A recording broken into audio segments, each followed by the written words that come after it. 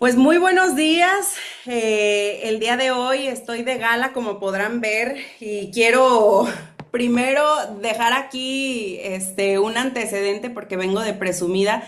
El día de ayer México ganó 3-0 contra Chequia y para los que no saben, tengo un motivo extra adicional de esta emoción que me embarga. La primera anotación que logró México en el minuto 55 del partido, si no estoy equivocada, fue hecha nada más y nada menos que por sangre de mi sangre. Mateo Chávez García, sobrino, debutando en su primer mundial, así que imagínense, yo estaba no nada más celebrando a nombre de mi nación, sino a nombre de mi linaje, de mi familia.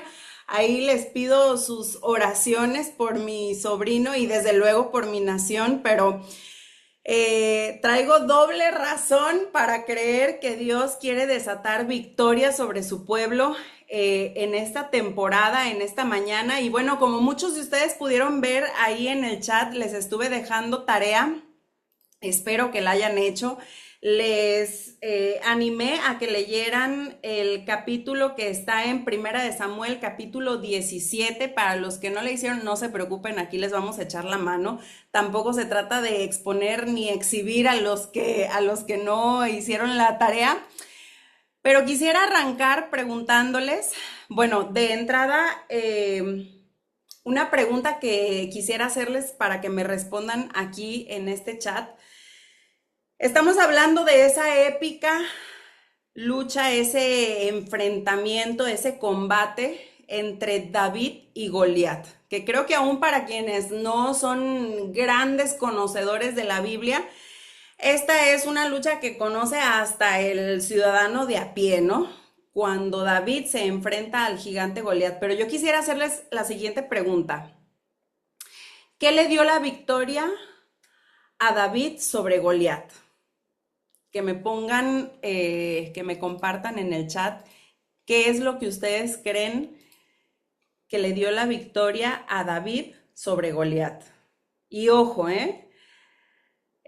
ponen por aquí la piedra, nuestro Dios de los ejércitos, su gran amor a Dios, la fe y confianza en Jesús, tener fe en Dios, su fe en el Dios viviente, la confianza en Dios, el amor incondicional, la confianza en Dios, la fe en Dios, la fe iba en el nombre de Jesús, su fe, la fe intacta en el Señor.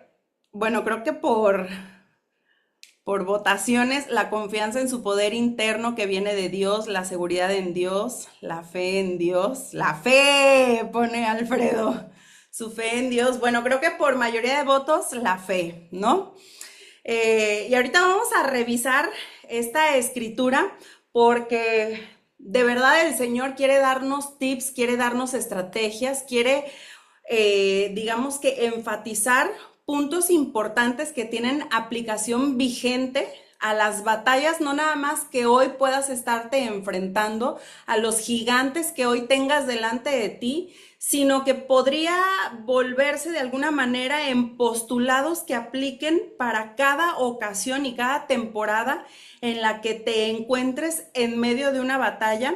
Y es por eso que a esta enseñanza del día de hoy le he titulado de una manera muy particular y dicho sea de paso, en esta ocasión me ayudó la IA a generar una imagen que si bien no está muy aterrizada, digamos, históricamente, bíblicamente, realmente no es así como se vería un guerrero en esos tiempos.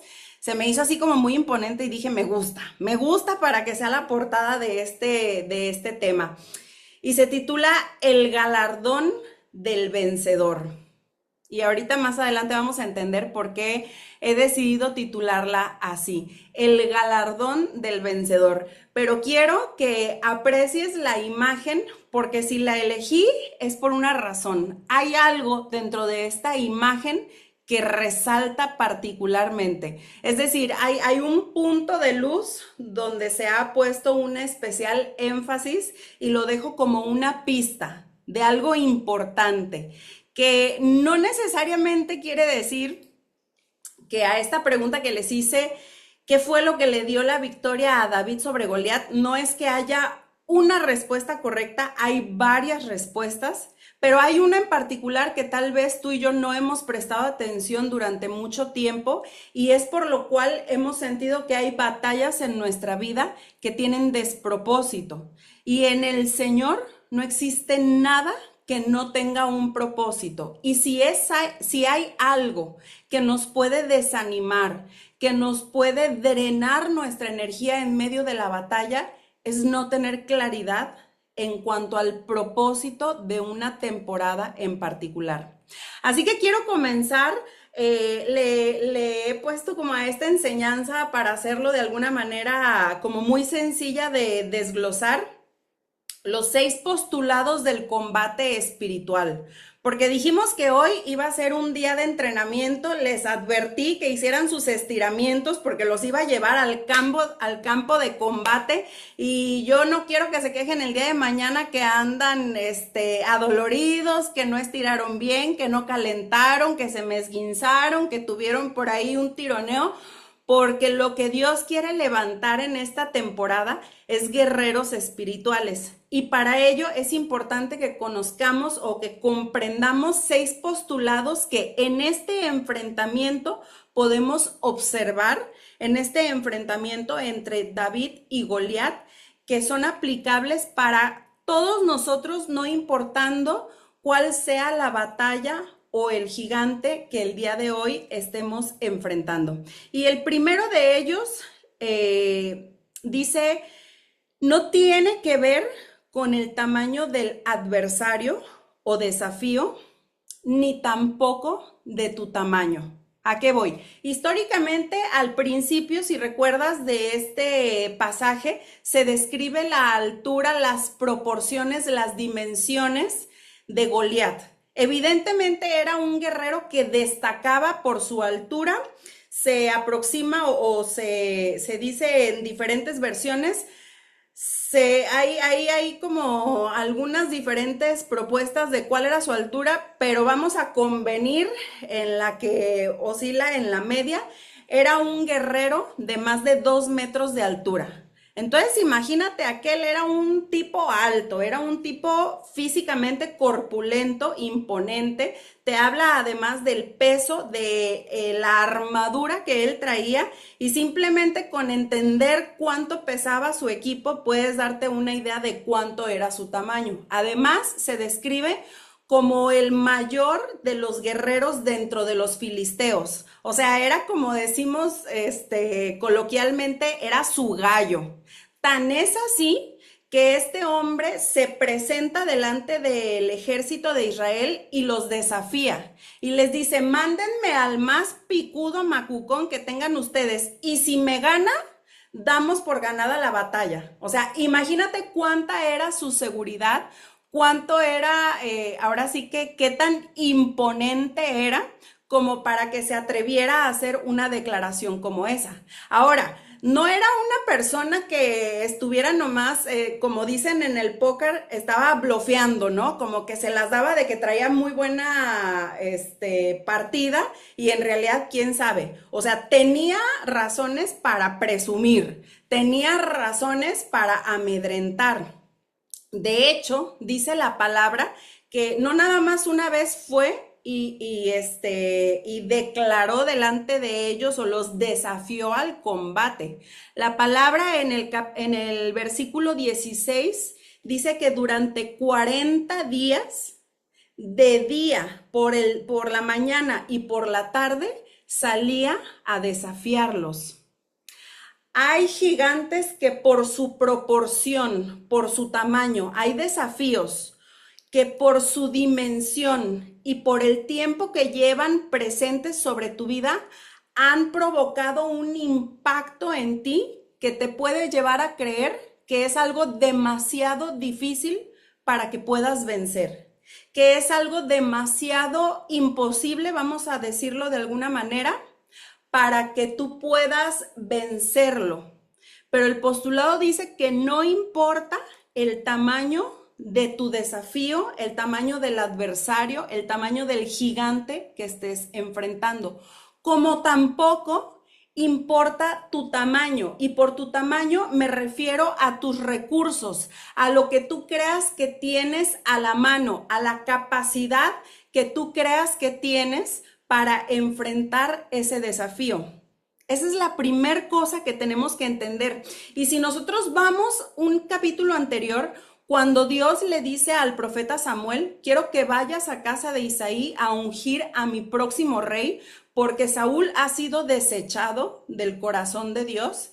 Y Dios le dice a Samuel, vas a ir a casa de Isaí porque yo te voy a decir a quién vas a ungir como próximo rey. Y cuando llega a casa de Isaí y le dice, manda a traer a tus hijos, porque Dios me ha mandado, en cuanto entra uno de los hijos, Eliab se llama, es un guerrero, o sea, es alguien que físicamente tiene el porte, o sea, que a los ojos de Samuel, Samuel incluso dice, delante de Jehová está el próximo rey. ¿Y sabes qué le responde Dios? Y eso lo tienes que entender porque a veces Dios mismo nos responde a nosotros cuando nos desacreditamos, cuando nos descartamos, cuando creemos que no tenemos la capacidad, que no tenemos los recursos, que no tenemos la posibilidad para hacerle frente a un desafío que es para nosotros demasiado grande. Dice en el versículo 6, Jehová no mira lo que mira el hombre, Jehová mira el corazón. O sea, imagínate qué cuadro tan hermoso. Está Saúl ahí parado en casa de Isaí, ve llegar al gallo de Isaí, o sea, el papá dice así como que este es mi hijo, el que es mi orgullo, ¿no? Y Samuel dice, este va a ser el próximo rey de Israel. Y Dios le habla a Samuel y le dice, ten cuidado, Samuel, yo no estoy viendo lo que tú ves. A mí no me interesan las cualidades o las características que tú crees que son necesarias para el próximo rey que yo quiero levantar. Porque Jehová no mira lo que mira el hombre, Jehová mira el corazón. Por eso, aun cuando tú y yo a veces nos descartemos por creer que somos capaces de tal o cual cosa o por sentir que estamos más bien limitados, recordemos esas palabras. Jehová no ve en nosotros lo que a veces nosotros vemos, por lo cual nos descartamos o incluso nos calificamos. A veces nos sentimos calificados por cosas que a Dios ni le importan. Dios está viendo otras cosas. De tal manera que el primer punto es, la victoria no está en el tamaño de nuestro gigante contra el que nos estamos enfrentando, ni tampoco tiene que ver con el tamaño nuestro. No midamos o no calculemos qué tan viable es que nosotros vayamos a vencer de acuerdo a estos criterios. Y me voy a ir al al versículo Primera de Samuel 17, versículo 23. Presta atención aquí. Mientras él hablaba con ellos, he aquí que aquel paladín que se ponía en medio de los dos campamentos, que se llamaba Goliat, el filisteo de Gat, salió de entre las filas de los filisteos y habló las mismas palabras. ¿Por qué dice las mismas palabras? Porque quedamos que llevaba 40 días pronunciando, declarando estas palabras de amenaza contra el pueblo de Israel. Incluso dice que cuando escuchaban esto, los israelitas se atemorizaban. Pero mira lo que te remarqué, y las oyó David. Y ahí es donde cambia la historia. Porque el tema no es quién estaba hablando ni lo que estaba declarando. El tema es que esas amenazas estaban llegando en los oídos incorrectos, de las personas que no tenían el corazón correcto. Y resulta que un día David, como buen pastor de ovejas que era, esa era su profesión, un día su papá le dice, ¿sabes qué? Llévales a tus hermanos el lonche. O sea, sus hermanos estaban en el campamento, sus hermanos eran los soldados, sus hermanos eran los valientes, sus hermanos eran los guerreros, eran los calificados a los ojos del hombre.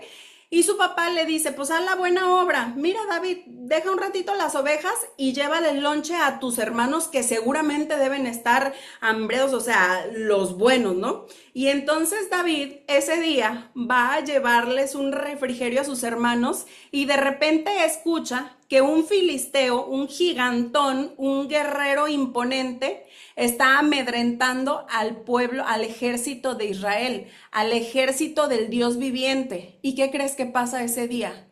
Que David escucha el gran error, el gran peligro que ocurrió en ese momento para Goliat fue que cayeron en los oídos correctos las amenazas incorrectas que estaba haciendo contra el ejército que le iba a poner fin a sus días. Entonces ahí de entrada tenemos que no se trata del tamaño del gigante, no se trata de nuestro tamaño, se trata de que entre en el oído de la persona que está alineada al corazón de Dios, que está lista para escuchar las palabras de amenaza con el corazón firme y con el corazón alineado al corazón de Dios. Ahora, segundo punto, la inconformidad o indignación que te lleva a la batalla no puede venir del ego. Y esta es una advertencia, porque muchas veces podemos decir, ok, recibo estas estrategias, recibo este entrenamiento, ahora sí, que se agarren todos los que se han burlado de mí, que se agarren todos los que me han visto menos, que se agarren los que me han humillado, los que me han faltado al respeto, los que me han tratado mal, los que han lastimado mi ego. Escucha bien. Es importante que no te envalentones, que no nos envalentonemos incorrectamente creyendo que Dios va a ir a respaldar cualquier berrinche que nosotros traigamos porque alguien hirió nuestro ego. Acompáñame al siguiente versículo que está en el versículo 26. Dice, entonces habló David a los que estaban junto a él. Recuerda, él iba simplemente a llevarle lonche a los hermanos y de repente escucha a Goliat que está amenazando al ejército de Israel. Dice, entonces habló David a los que estaban junto a él diciendo, ¿qué harán al hombre que venciere a este filisteo y quitare el oprobio de Israel? Y aquí es donde viene la indignación correcta. Porque ¿quién es este filisteo incircunciso para que provoque a los escuadrones del Dios viviente? O sea, no es que David se ofende porque, ay no, qué grosero, qué falta de respeto, qué atropellante están siendo las palabras de Goliat. No, no es que, ay, no, está ofendiendo la bandera de México, ay, está hablando mal de los mexicanos, está insultando mal a los mexicanos. No, no, no. Para David, lo que está haciendo Goliat es que está ofendiendo a Dios mismo. Porque si Israel es el pueblo elegido de Dios, Goliat no se está metiendo con Israel, se está metiendo contra el ejército del Dios viviente. Cuando una situación te está amedrentando, tu molestia no puede venir de que, ay, es que no me están respetando a mí. Es que hay un Dios que te ha llamado por nombre, que te ha elegido y que están ofendiéndolo a él, que le están declarando guerra a él. Si en tus finanzas estás padeciendo y la palabra de Dios dice que no recuerdo ahorita cuál es el versículo, pero dice, no hay justo que mendigue pan, no hay justo desamparado ni su descendencia que mendigue pan. O sea, hay una promesa de que a ti no te va a faltar nada. Entonces, si el enemigo viene y quiere mermar, menoscabar tu prosperidad, tu economía, la molestia tiene que venir de si el Señor dice que las aves no se preocupan porque han de comer y hoy yo estoy siendo azotada por una crisis económica, se están metiendo contra las promesas de Dios. O sea, cada ataque que viene cada situación que te está sacudiendo a ti, tú tienes que voltear a ver qué verdad ha declarado el cielo contra la cual está viniendo este gigante, porque de ahí tiene que surgir la indignación. Espero darme a entender. No es nada más porque mi ego fue ofendido. De hecho, muchas situaciones que provienen de Dios son para llevarnos a un punto de humildad, de tal manera que Dios no va a venir a defender tu ego y mi ego. Va a venir cuando nuestro corazón esté alineado con el suyo, cuando nuestra indignación esté alineada realmente, porque a quien están faltando al respeto es al Señor. Entonces, escuchaba el otro día un testimonio de un pastor que decía que cuando él recién se casa con su esposa, obviamente todavía no era pastor, su esposa era creyente y él andaba perdido en el mundo, ¿no? Y dice que su esposa durante muchos años, durante mucho tiempo estuvo orando por el esposo, pero que la misma esposa comparte en su testimonio de cómo mucho tiempo ella estuvo orando, pidiéndole a Dios que cambiara a su esposo a ver si me doy a entender, para que fuera mejor con ella. O sea, para que la tratara mejor, que no está mal. O sea, evidentemente, pues claro, es lógico que tú esperes que tu esposo te trate bien. Pero el tema es que el foco de la oración de la esposa no era el esposo. Espero estarme dando a entender. Sí, iba a su tiempo de intimidad y lo presentaba al esposo delante, pero siendo ella el centro de su oración. Y dice que un día el Espíritu Santo cambia el sentido de la oración y dice, a ti no te importa tu esposo, te importa tú estar bien. Cuando tu corazón se va a vertir hacia tu esposo para que clames y dobles rodilla por el corazón, la salvación de tu esposo, para que él tenga un encuentro conmigo, para que él tenga una restauración en su corazón y como consecuencia va a ser un mejor esposo para ti. Espero con este ejemplo darme a entender. La indignación o en todo caso la forma de combatir no es para lo que me beneficia a mí, es para lo que está en el corazón de Dios. De tal manera que cuando a esta mujer le cae el 20 y dice, Señor, perdóname, estaba según yo muy santa orando por mi esposo, pero en realidad lo único que me importaba era yo. Ella empieza a orar por el esposo, ella se hace a un lado de la ecuación, empieza a pedirle a Dios misericordia por el esposo, cuando seguramente durante mucho tiempo lo que pedía era como, Señor, ven y dale unas nalgadas a tu hijo que me está tratando mal.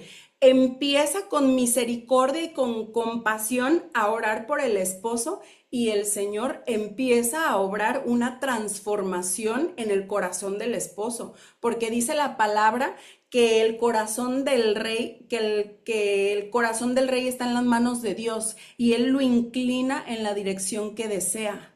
¿Por qué su oración no había tenido respuesta? Porque era egoísta, porque era desde el ego. De tal manera que tenemos que despojarnos de nuestras razones egoístas para alinearnos al corazón del Padre. Ahora, punto número 3, no menosprecies tus recursos. Acompáñame al versículo capítulo 17, versículo 38 al 40, dice, y Saúl vistió a David con sus ropas y puso sobre su cabeza un casco de bronce y le armó de coraza.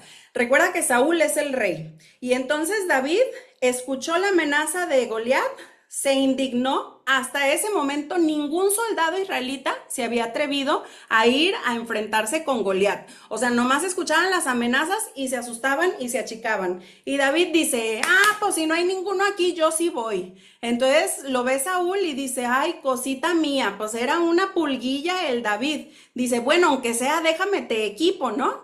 Entonces dice que vistió a David con sus ropas, puso sobre su cabeza un casco de bronce y le armó de coraza. Y ciñó David su espada sobre sus vestidos y probó a andar, porque nunca había hecho la prueba.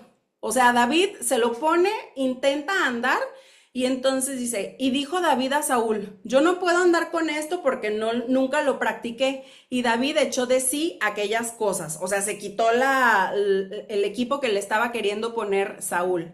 Versículo 40, y tomó su callado en su mano y escogió 5 piedras lisas del arroyo y las puso en el saco pastoril, en el zurrón que traía, y tomó su honda en su mano y se fue hacia el filisteo. Lo que tú tienes hoy en tu haber es, Dios es experto de hacer todo de la nada. No menosprecies los recursos que hoy tienes porque pueden ser suficientes para la batalla a la que estás llamado al día de hoy. ¿Cuántas personas no dicen, bueno, el día que yo tenga, el día que yo sepa, el día que yo conozca, el día, o sea, que viven en el futuro? Cuando yo pueda hacerme de esto, entonces sí voy a ir a hacerle frente a este desafío al que estoy llamado hoy. Y entonces su fe la ponen en los recursos. Pero si tú te fijas aquí, quisieron equipar a David, digamos de alguna manera, para que fuera más preparado a un combate que tiene todo el sentido del mundo. O sea, a un combate desde la lógica tendría más sentido que fuera con una armadura que con una honda y unas piedras del arroyo, estamos de acuerdo. Sin embargo, David no menospreciaba lo que él ya sabía en ese momento manejar. Él no dijo, bueno, déjame entreno unos días, al cabo este hombre lleva 40 días y ya se vio que aquí ninguno se va a animar a hacerle frente, voy, practico o busco entre los israelitas alguno que tenga una armadura más a mi proporción, más a mi tamaño, porque Saúl también en la palabra dice que era un hombre alto, y entonces vengo y le hago frente a David. Fue el hombre de la acción en el momento, y eso lo tenemos que entender. Cuando nosotros estamos siendo convocados a la batalla, no podemos esperarnos a que todos los elementos se acomoden, que todo parezca que está a nuestro favor, que más o menos podamos tantear, como que yo mido que sí voy a poder hacerle frente a ese desafío.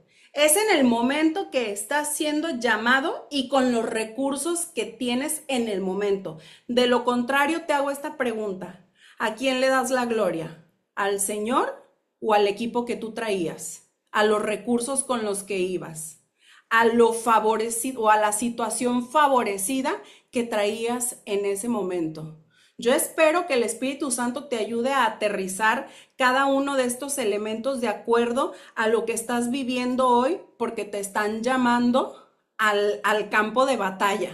Y quizás llevas tiempo excusándote detrás del argumento, una vez que me equipe, sin duda voy a salir.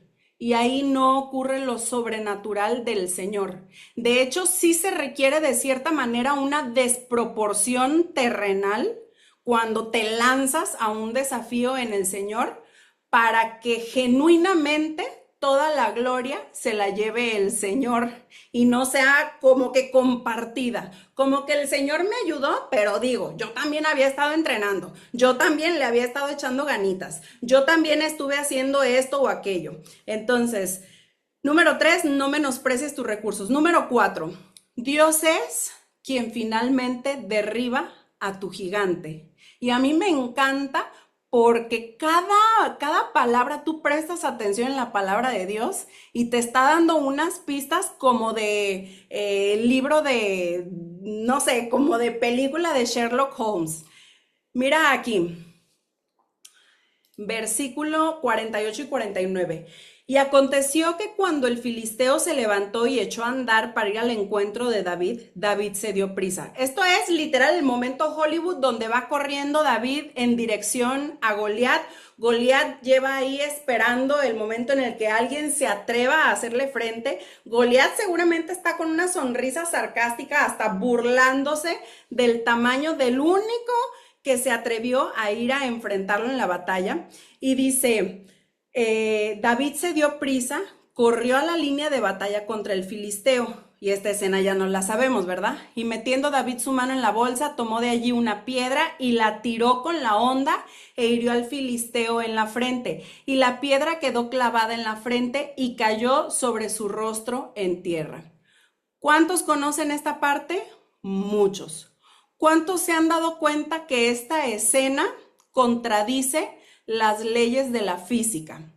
Porque si David viene corriendo en dirección de Goliat y arroja una piedra que golpea en su frente, por inercia, ¿en qué dirección tendría que caer Goliat? Hacia atrás, dice Clarita Valdeón, perdón. Si la piedra que arrojó David contra Goliat hubiera sido la causante de que David cayera, perdón, que Goliat cayera, Goliat tendría que haber caído hacia atrás. ¿Por qué la palabra de Dios dice que Goliat cayó frente a tierra? O sea, ¿por qué si la piedra golpea su frente, en vez de irse hacia atrás, Goliat se va hacia adelante y cae rostro a tierra? Porque no fue ni David ni su piedra de arroyo la que derribó a Goliat. A Goliat lo derribó el Señor. Y es que cuando tú no estás parado sobre la confianza de que son tus recursos, tus habilidades, tu conocimiento, tu capacidad, lo que va a derribar al gigante que hoy tienes delante de ti, Dios va a salir para hacer lo sobrenatural que está fuera de tu capacidad. Evidentemente, un gigante de más de 2 metros de altura, con las proporciones que tenía Goliat, no podía ser humanamente vencido por una pirruñita como lo era David.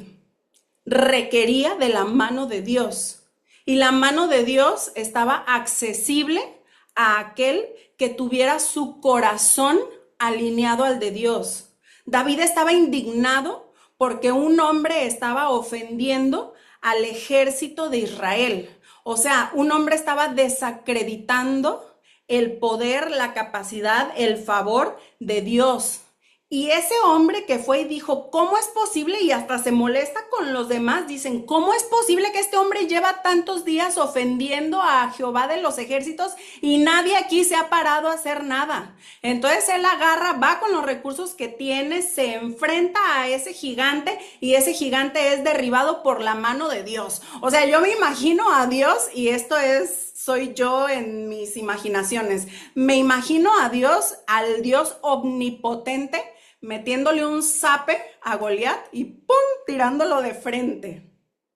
Dios está dispuesto a hacer eso en contra de los gigantes que se han levantado en contra tuyo, pero está esperando que tú salgas corriendo al frente, a esa línea de batalla donde Dios no se puede presentar por ti y por mí, solamente lo podemos hacer nosotros. Y esa clase de acciones son las que verdaderamente hablan de la fe que a veces pronunciamos tener, pero que en la acción evidentemente es otra cosa.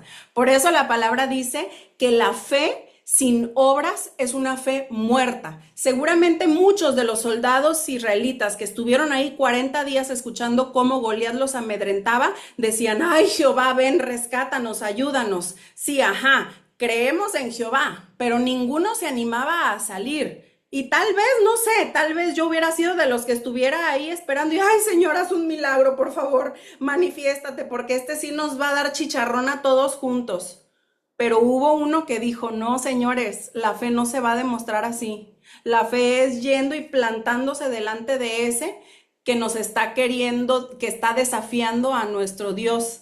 Así que punto número 4, Dios es quien derriba a tu gigante. Punto número 5, a tu adversario, ¿con qué crees que lo vas a matar?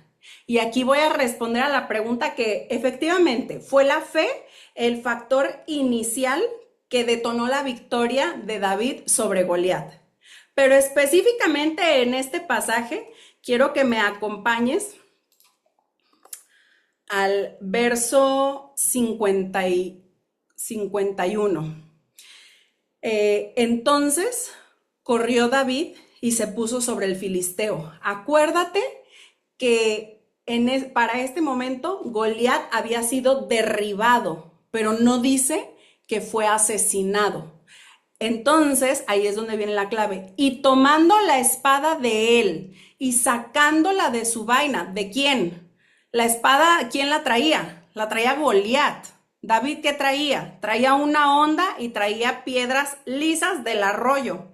Y sacándola de su vaina, lo acabó de matar y le cortó con ella la cabeza. Y cuando los filisteos vieron a su paladín muerto, huyeron.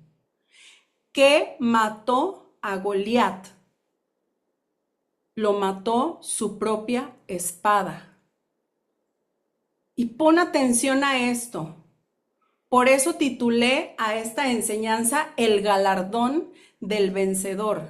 Ciertamente requerían de una victoria en aquel enfrentamiento, en aquella batalla que había entre los filisteos y los israelitas.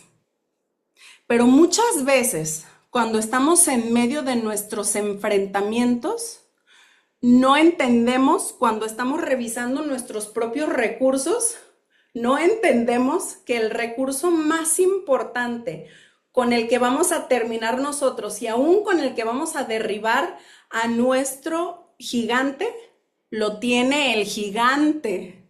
Dios lo va a entregar en nuestras manos, pero está allá.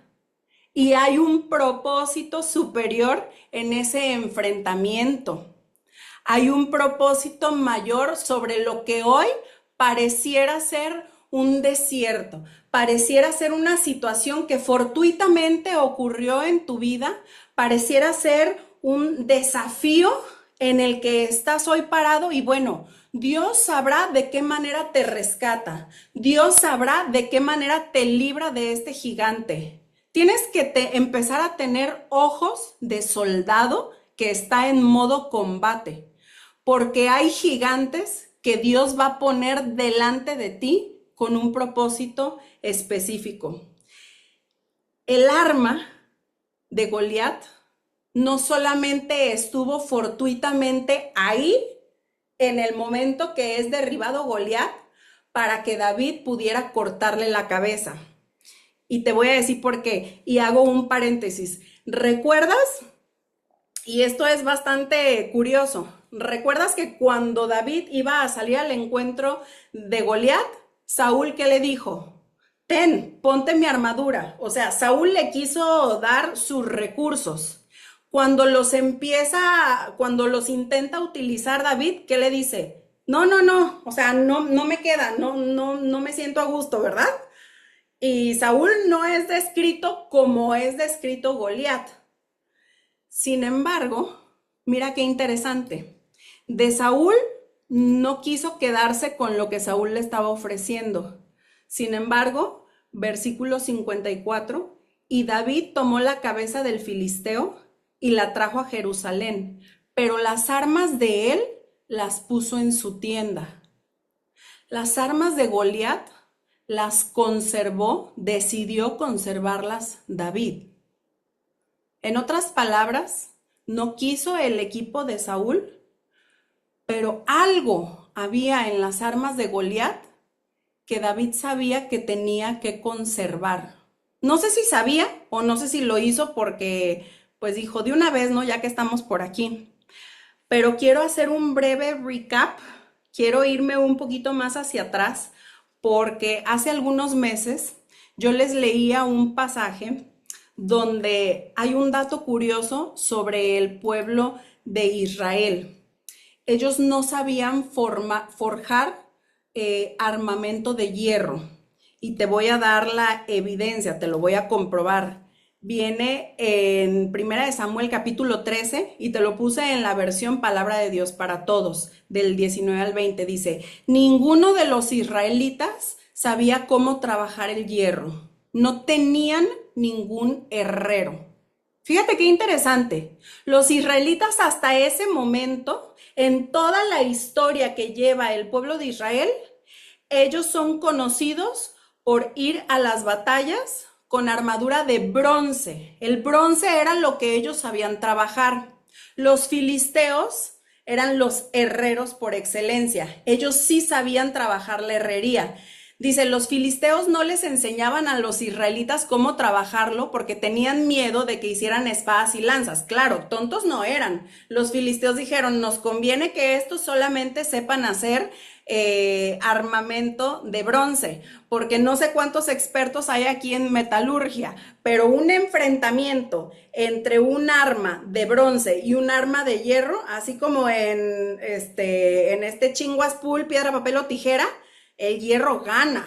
El hierro tiene una composición que permite que dure más el filo de una armadura de hierro que una de bronce. En el impacto, lo que ocurría con la armadura de bronce es que se iba abollando, vamos a decir así, no sé cuál sea como la palabra correcta, tenía melladuras y deformaciones en los impactos. Entonces dice versículo 20, solo los filisteos sabían afilar las herramientas. Así que si los israelitas necesitaban afilar los arados, los azadones, las hachas y las hoces, tenían que depender de los filisteos. En otras palabras, aun cuando los filisteos eran enemigos, había una dependencia del pueblo de Israel hacia los filisteos porque ellos no tenían habilidades y no tenían armamento, no tenían el equipo militar necesario para derribarlos. Pero el día que David enfrenta a Goliat, es la primera vez que un israelita tiene en sus manos armadura que soporta a nivel militar lo que ellos no sabían hacer.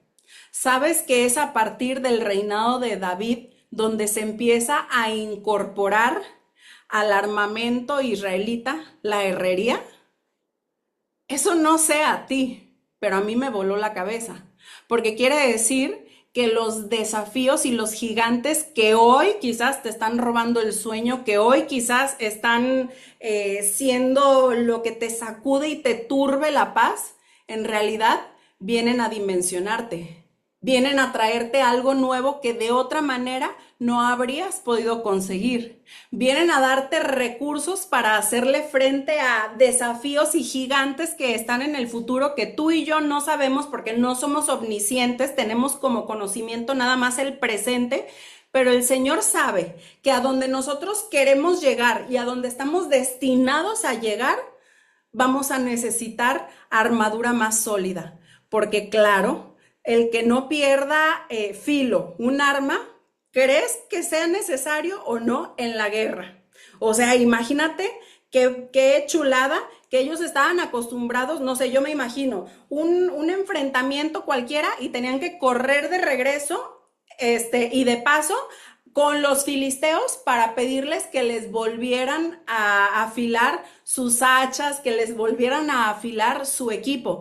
Pero ahora traen uno que no se desgasta. No sé a cuántos les suena familiar, el no desgaste. El pueblo de Israel 40 años estuvo en el desierto y dice la palabra que su calzado no se desgastó. Lo que Dios quiere entregar en tus manos es algo que no se desgaste, pero además que no tenga melladuras y que no se deforme.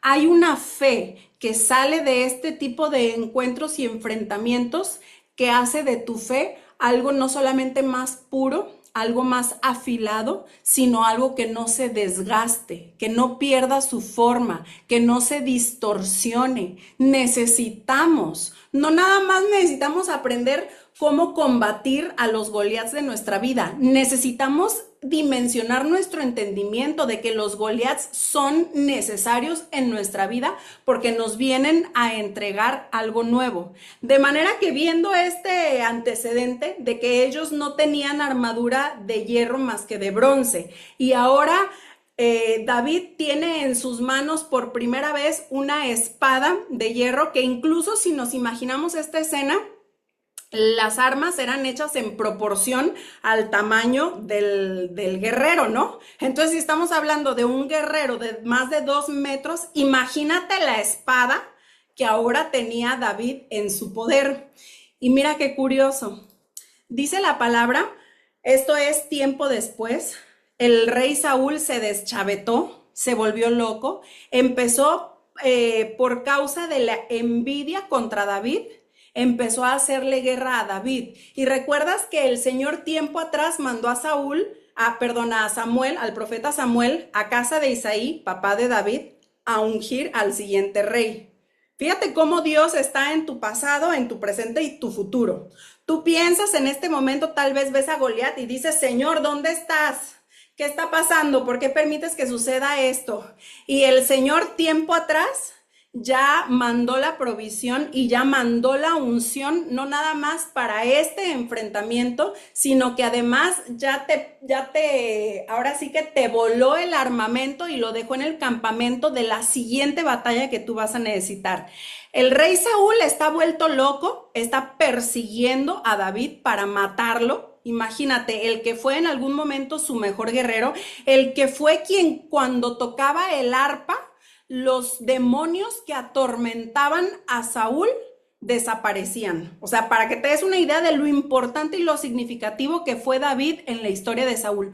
Con todo y eso, la envidia lo venció a Saúl porque era un hombre de físicamente era grande, pero tenía un carácter muy pequeño, muy disminuido. Y entonces está persiguiendo a David y escucha esto. Capítulo 17, versículo 45 y 46. Entonces, breve reseña, porque desde el principio se nos mostró de qué se trataba la batalla. Entonces dijo David al filisteo, tú vienes a mí con espada. Yo no sé si cuando le declara estas palabras David a Goliat, David está anticipando, o como dicen los jóvenes, está mandando un spoiler alert, porque le está diciendo, ahora sí que le está echando ojitos a con lo que David va a terminar después de ese enfrentamiento. Tú vienes a mí con espada y lanza y jabalina, mas yo vengo a ti en el nombre de Jehová de los ejércitos, el Dios de los escuadrones de Israel, a quien tú has provocado. Jehová te entregará hoy en mi mano y yo te venceré y te cortaré la cabeza. Y daré hoy los cuerpos de los filisteos a las aves del cielo y a las bestias de la tierra, y toda la tierra sabrá que hay Dios en Israel. Cuando tú te paras delante del desafío, delante de tu gigante, tú no vas a pronunciar otra palabra que no sea lo que le va a ocurrir a ese gigante. ¿Por qué? ¿Porque tienes tú un arma muy poderosa? No, una honda y unas piedras no eran así como que la super arma para derribar. Tú le vas a decir qué es lo que le va a pasar por cuanto viene contigo el que le va a derribar, al que ha provocado, contra el que ha atentado, porque tú te sujetas y te sometes al señorío de Dios. Y es entonces cuando tú puedes echarle ojito a lo que trae ese adversario que se va a convertir el día de mañana en tu fortaleza, en tu arma. Y entonces aquí es a donde iba a ir. Este es el momento en el que David ya tuvo que salir corriendo porque Saúl lo quiere matar. Capítulo 21, versículo 8 y 9 dice, y David dijo a Ahimelech, ¿no tienes aquí a mano lanza o espada? Porque no tomé en mi mano mi espada ni mis armas, por cuanto la orden del rey era apremiante. O sea, a David, Jonatán, el hijo de Saúl, que fue el amigo amado de David, o sea, el que hizo alianza con David, Jonatán le dijo, ¿sabes qué? Huye porque mi papá te quiere matar. Y entonces él, ¿qué tuvo que hacer? Salir corriendo. No alcanzó a hacer maleta, no alcanzó a tomar provisiones. Y cuando llega con Ahimelech, le dice, ¿no tienes a la mano una lanza o una espada? Y mira, dice versículo 9, y el sacerdote respondió, ¿la espada de quién? La espada de Goliat, el filisteo, al que tú venciste en el valle de Ela, está aquí envuelta en un velo detrás del efod. Si quieres tomarla, tómala, porque aquí no hay otra sino esa. Y dijo David, escucha esto, ninguna como ella, dámela.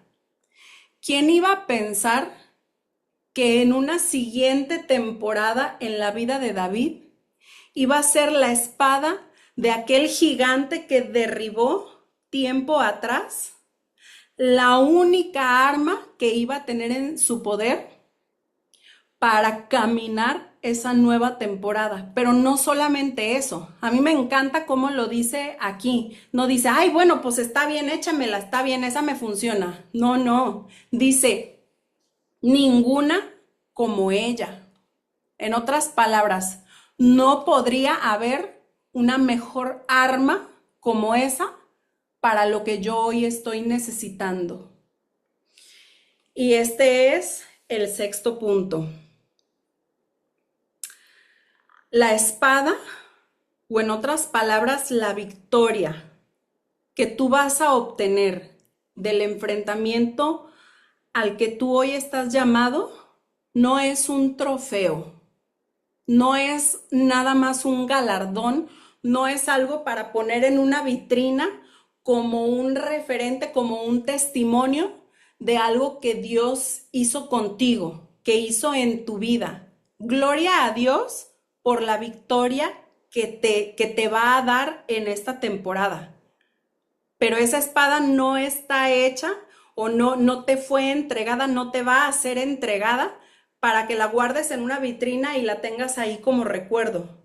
Tú la vas a usar, va a estar en tu poder para cosas que tú no has imaginado, que tal vez no han entrado en tu cabeza porque en este momento simplemente la batalla que tienes delante de ti te tiene tan ofuscado, te tiene tan amedrentado, te tiene tan sacudido que no alcanzas a ver que lo que hoy está haciendo tu batalla se va a convertir en tu distintivo. ¿Tú te imaginas cada que David se paraba en territorio enemigo y los filisteos lo veían?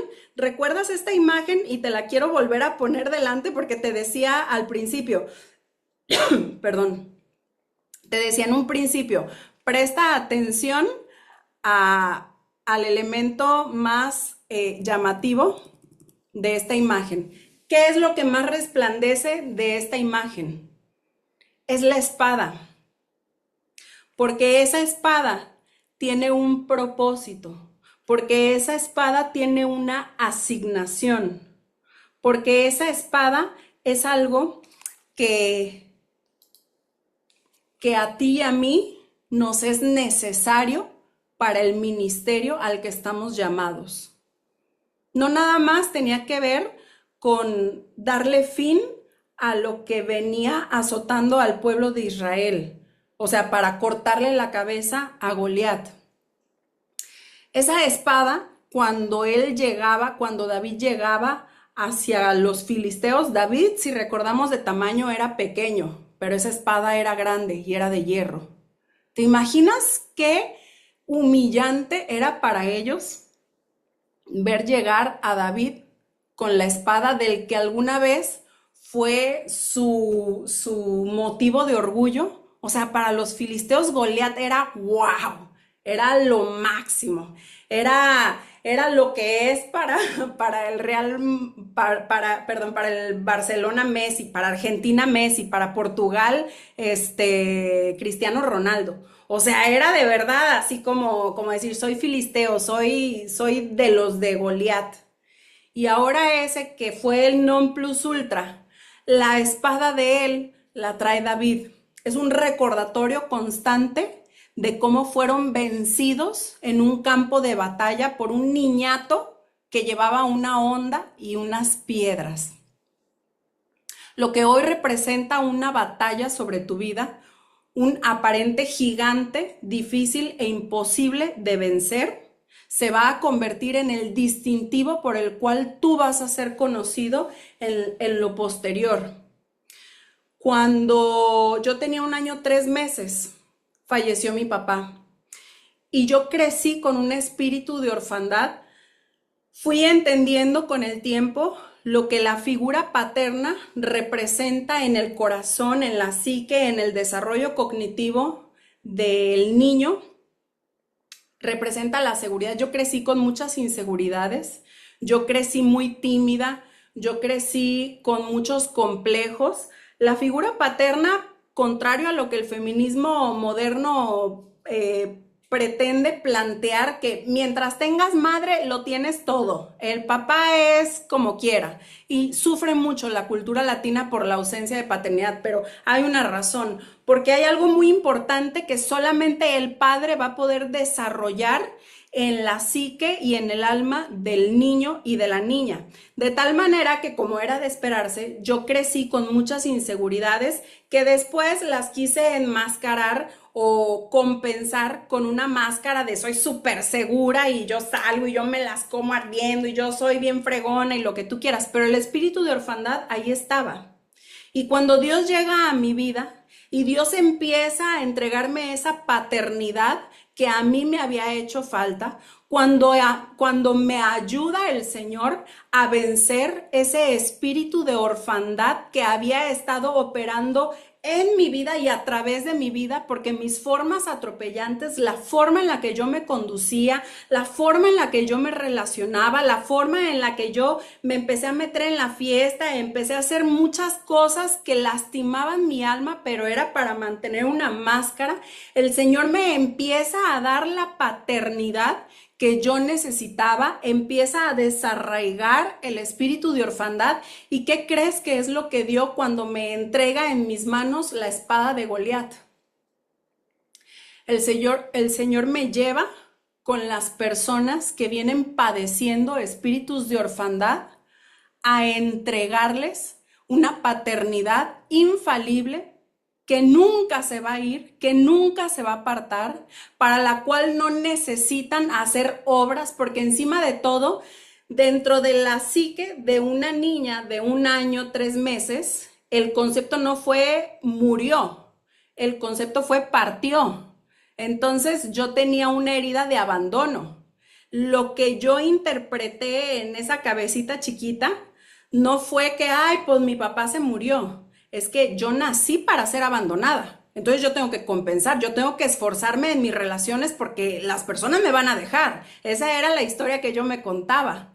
Entonces, a mí algo que se me hace asombroso es que con lo que yo creí que iba a crecer y con lo que iba a tener que cargar toda mi vida, un día el Señor lo restaura y no solamente lo restaura, le da la vuelta y ahora me lleva a impartir a aquellas personas que en el caso mío fue la muerte física de mi padre.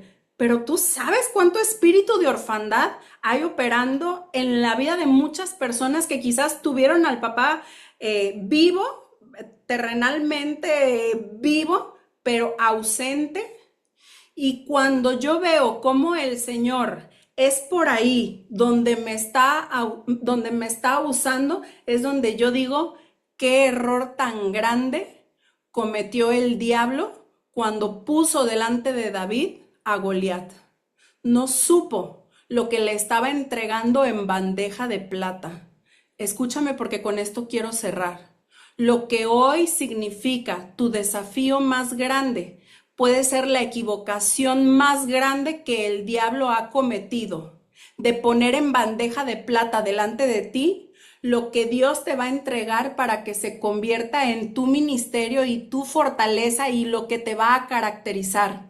El fin pasado estábamos en un evento que se llama lanzamiento, es donde a los jóvenes que han atravesado por un proceso de encuentro, una academia, tiempo de sanidad, conocido como tiempos perfectos, finalmente culmina en un evento que se llama lanzamiento, donde son ungidos y son preparados para salir a compartir las buenas nuevas, a compartir el evangelio. Y hay un momento muy especial donde literalmente se les está ungiendo, se les está impartiendo. Y yo recuerdo cómo el Espíritu Santo en ese momento, mientras estoy orando por una chica que ha atravesado por un dolor y una herida muy fuerte por parte de su papá, que se ha equivocado, que ha cometido errores, pero que sin duda no dimensiona el dolor, la herida que ha dejado en su hija.